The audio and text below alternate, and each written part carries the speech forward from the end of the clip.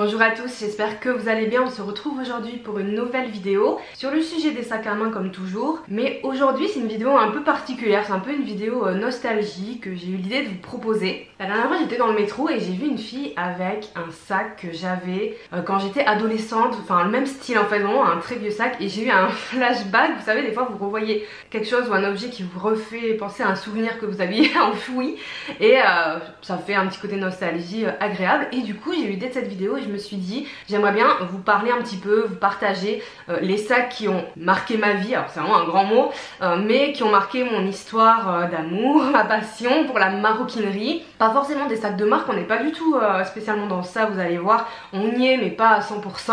Et je trouvais ça sympa, donc j'avais envie de vous présenter ça aujourd'hui.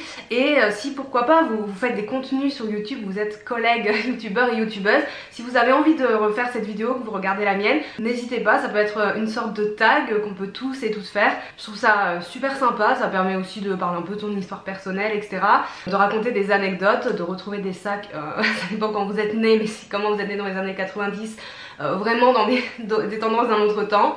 Donc voilà ce que je vous propose aujourd'hui. Ça va être une vidéo très posée, je suis vraiment posée, chill, et on va parler un peu de tout ça. Je vais vous partager 6 références de sacs qui ont marqué ma passion. C'est parti. Donc je vais vous les présenter dans l'ordre chronologique, et une nouvelle fois aujourd'hui on n'est pas tablé spécialement sur des marques ou quoi, on est plus tablé sur le côté affectif. Quand j'ai vu cette fille dans la rue j'ai réfléchi et il y a un autre sac qui m'est venu en tête, vraiment je pense que c'était mon premier sac, mais mon premier de chez Premier, que j'ai vraiment commencé à porter vraiment avec moi, etc. Alors c'est pas un sac de marque ou quoi, j'ai pas retrouvé le modèle exact, c'était une sacoche en tissu noir. Et dessus il y avait un signe chinois en blanc. C'était vraiment, j'ai l'impression dans les années 2000, un peu tendance ce genre de truc là. Et moi j'adorais tout ce qui avait un rapport, et j'adore toujours ce qui a un rapport avec l'Asie. Ça a toujours été, voilà. Donc moi mon tout premier sac, et je pense que j'avais 11-12 ans, c'était celui-là. Et c'est vraiment cette petite sacoche que je trimballais partout avec moi. Ça m'a vraiment marqué parce que c'est la première fois que j'avais un vrai sac que je transportais vraiment tout le temps. Alors qu'est-ce que je mettais dedans? Je pense, je mettais mon petit porte-monnaie. J'ai un petit porte-monnaie rouge de la marque Chippy, et je l'ai encore, je l'ai récupéré l'autre fois chez ma grand-mère. Et certainement pas grand chose d'autre, parce qu'à 12 ans, que voulez-vous emporter avec vous? Pas grand chose. À l'époque on n'avait pas de téléphone portable. Enfin c'était le début des portables, mais je suis pas sûre que j'en avais un à cet âge-là. Enfin en tout cas ça me marque pas, j'ai eu un peu après. Vraiment c'était plus l'histoire de trimballer ce sac. Et en fait c'est aussi des bons souvenirs, c'est quelque chose que je portais, bon pas évidemment à l'école. À 12 ans on est en quelle classe? Je sais pas, je vous avoue, peut-être on est en 6ème, donc c'est pas ce que je portais à l'école bien sûr, mais pendant les vacances et tout j'ai beaucoup de souvenirs avec ce sac, et ça m'a vraiment plongé dans une nostalgie agréable de repenser à ça en faisant cette vidéo. Donc ça c'est mon premier vrai sac que je portais tout le temps. Le deuxième est le sac qui a déclenché cette vidéo. Là c'est vraiment mon premier, on va dire, vrai sac à main un peu plus de grande. Je pense que je devais avoir du coup là 14-15 ans. Alors c'était un sac rose. Je vais vous mettre une photo ici de un Jacquemus que j'ai trouvé sur internet en cherchant, qui ressemble vraiment à celui que j'avais à l'époque. C'était vraiment la mode, bon les sacs baguettes qui portaient à l'époque hein, bien sûr, hein, les années 2000 hein. Mais des sacs vous savez en satin. Donc moi il était rose comme ça mais en satin, du coup un peu brillant. Il y avait plein de poches, tout, c'était un petit sac. Alors sans marque, honnêtement je sais pas où je l'ai acheté. Peut-être que j'avais acheté chez Claire's à l'époque, on avait beaucoup chez Claire's hein, clairement ce genre de magasin. Mais j'arrive pas trop à mettre la main dessus. Et je me souviens que la anse du coup pour le porter à l'épaule, il y avait des espèces d'œillets. Et c'était très la mode, vous savez, des ceintures voilà, avec les clous, les œillets, enfin vraiment. Si vous êtes de ma génération, vous allez voir de quoi je parle. Si vous êtes plus jeune, vous allez vous dire mais que dit-elle? Et si vous êtes plus âgé, peut-être que du coup c'est quand même familier avec vous. Mais ça a été mon premier vrai sac de grande, très fashion, enfin c'est très à la mode avant. Moi je trouve ça hyper petit maintenant. Alors si vous aimez, bon c'est pas le sujet puisque Jacquemus l'a ressorti, donc de toute façon ça a été très à la mode des années 2000 hein, ces derniers temps. Et c'est ce sac, enfin ce type de sac que j'ai vu sur une demoiselle dans le métro en allant travailler la dernière fois, et ça m'a vraiment fait un flashback énorme. J'ai pris aussi conscience du temps qui passe, et ça c'est ce truc je trimballais partout. Pour le coup là j'avais un téléphone, alors je sais plus quand est-ce que j'ai eu mon premier portable, je pense que je devais être en 5ème, c'est mon père qui me l'avait acheté, mais vous savez à l'époque c'était les petits cubes quoi, il n'y avait même pas d'appareil photo sur ce qu'il m'avait acheté, c'était vraiment un Alcatel, c'était bleu, enfin le truc qui servait vraiment qu'à envoyer des textos et tout. Et encore j'avais pas beaucoup d'amis à l'époque et j'avais aucun de mes amis entre guillemets qui avait de téléphone, donc vraiment le truc ne servait à rien à part appeler mes parents et jouer à des jeux type Snake dessus. c'est tout. Voilà, je t'emballais ça, mon porte-monnaie. Je commençais vite à mettre du gloss et tout. Enfin, moi, je crois que je commençais à maquiller, on devait être en 4ème. Enfin, j'ai toujours été très girly, ce genre de truc. Donc, ça, c'est vraiment ma nostalgie profonde. Ensuite, un autre sac qui m'a marqué, donc un peu plus tard, il me semble que lui, je l'ai eu à l'entrée du lycée. Ça devait être en seconde. Alors, je sais pas, ça devait être dans ma première seconde parce que j'ai redoublé. Donc là, je devais être un peu plus âgée. Peut-être que j'avais à peu près 15 ans. Je suis pas du tout au fait de quel âge on a dans quelle classe. Vraiment, c'est trop lent pour moi. Ça a été, bien sûr, le fameux Longchamp pliage noir. Donc ça c'est mon premier sac de marque que j'ai eu. Alors j'avais plein d'autres sacs hein, vraiment. Après le sac rose j'ai acheté plein d'autres sacs sans marque et tout dans des boutiques Pinky, Jennifer, ce genre de boutiques qui étaient à la mode à l'époque. Et j'avais déjà une belle collection enfin pour mon âge etc. sans marque, mais j'avais déjà pas mal de sacs. Mais le premier de marque ça a été vraiment celui-là. Et j'ai toujours ce sac hein, il est là-bas dans mes affaires. Je l'ai toujours, je l'ai d'ailleurs pris le jour de mon mariage. Alors pas avec ma robe de mariée mais justement pour mettre mes affaires, mes chaussures de rechange et tout. Et ça m'a fait hyper plaisir de le prendre ce jour là parce que je me suis dit ben lui il a marqué aussi ta passion et ton intérêt pour des marques haut de gamme, luxe etc. Même si j'avais clairement pas les moyens de me l'acheter. Je sais plus comment j'avais eu ce sac, ben, ça devait être certainement mon père qui me l'a acheté. Je pense pas que ce soit ma mère hein, très honnêtement parce que à l'époque je pense qu'on devait être sur 45 € peut-être, qui était déjà très cher en fait pour mon foyer.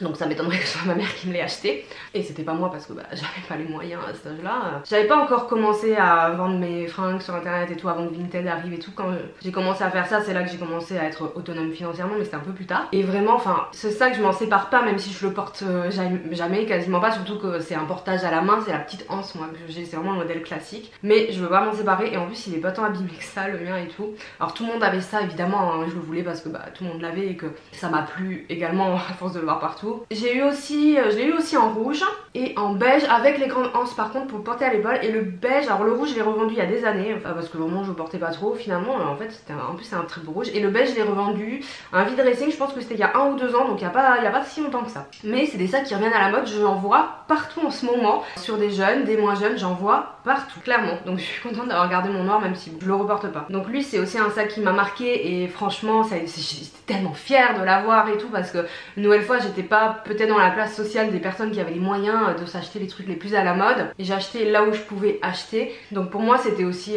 comme une ascension sociale d'avoir ça. Quand on est au collège lycée on est sur des références autres que quand on est adulte. Et de posséder le hit bag c'est vraiment hyper gratifiant. Ça m'a pas forcément rendu plus populaire, j'étais pas du tout populaire quand j'étais au collège et au lycée.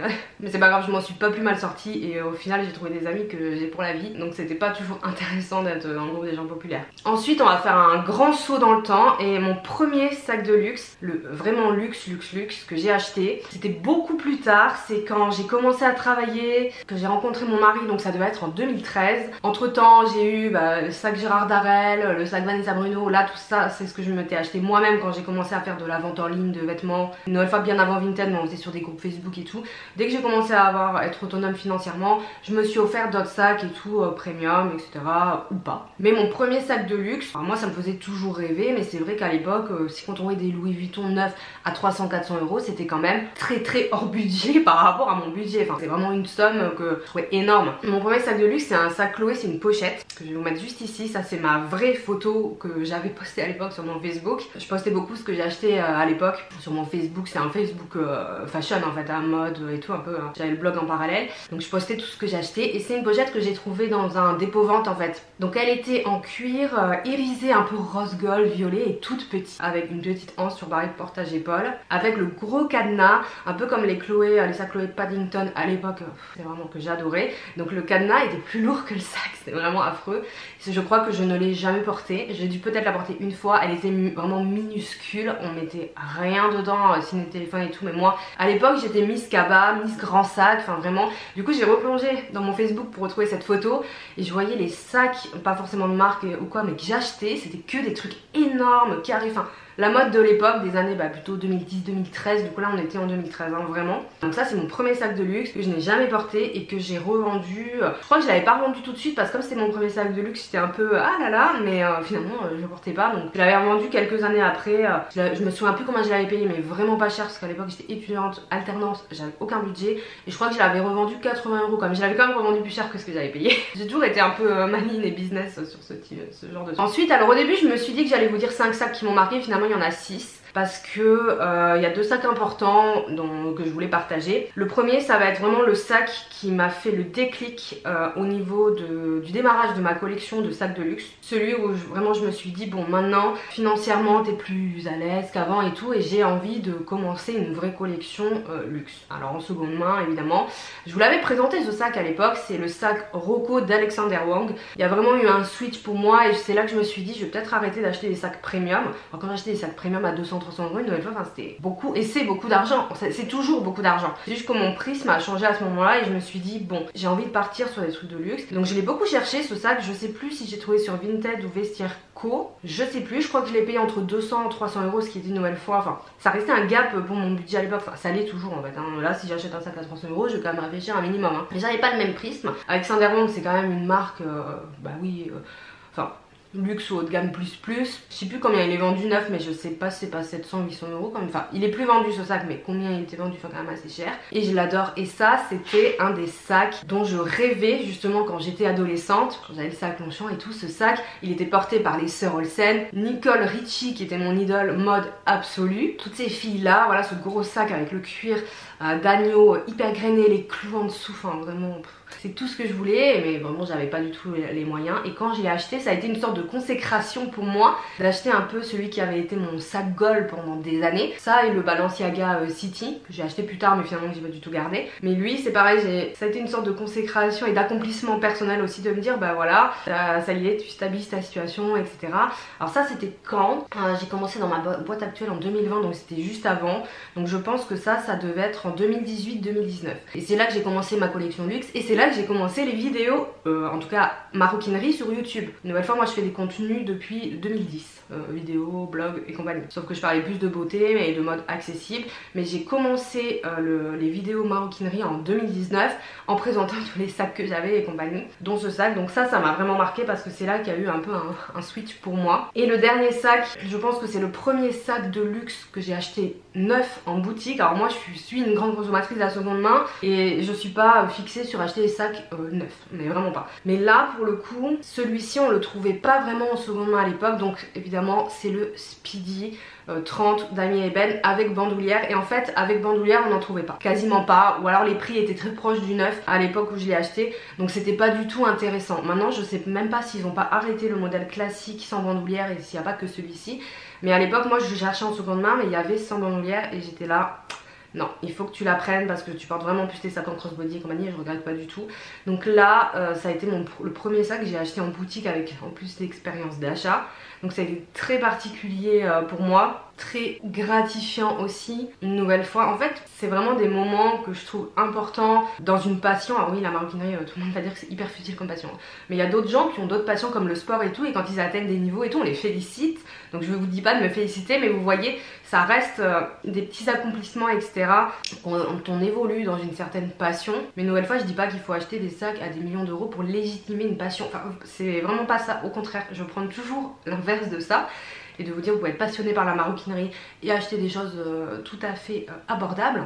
Mais bon, moi ça a été du coup mon premier. À l'époque je l'avais payé, je crois que c'était 1080 euros ou 1050 euros. Maintenant je pense, je suis même pas été voir, ça fait longtemps, je pense il est au moins à 1500 euros, c'est sûr. C'est fou, donc je pense que je l'ai acheté au bon moment. Alors c'était quand? Est-ce que c'était en 2019 ou 2020? Alors c'était juste avant que je commence dans ma boîte actuelle. Je réfléchis en même temps. J'étais partie à Paris passer Noël chez ma soeur, donc c'était en 2019, c'était fin 2019. Oui, donc le Rocco d'Alexander Wang ça devait être peut-être 2018. Fin 2019 du coup pour le Speedy, et je l'ai toujours. Alors je porte un peu moins maintenant parce que j'ai d'autres sacs et que je fais beaucoup tourner ma collection, mais je l'adore et franchement c'est un sac que je vais garder toute ma vie, même si à un moment je ne porte plus, etc. Je sais que ça c'est des choses qui restent des valeurs sûres, des tendances qui reviennent. Et comme le Longchamp ça reste un petit trésor personnel qui marque vraiment et que j'aimerais garder. Alors oui, j'ai pas regardé les autres, j'ai pas gardé la pochette Chloé parce que vraiment je la portais pas.